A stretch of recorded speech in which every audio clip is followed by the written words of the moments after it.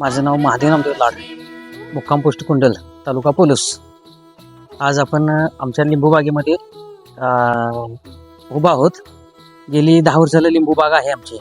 आणि ह्या वर्षी मी अमृतसेर कंपनीच्या तज्ज्ञ लोकांच्या मार्गदर्शनाखाली जे लिंबूसाठी जे अमृतसेर कंपनीचे जे उत्पादन आहेत ती वापरलेली आहेत. त्यामुळे माझ्या लिंबूबागेचा जवळजवळ बऱ्यापैकी उत्पादन हे 1.5 ते 2 पट जादा निघालेलं आहे.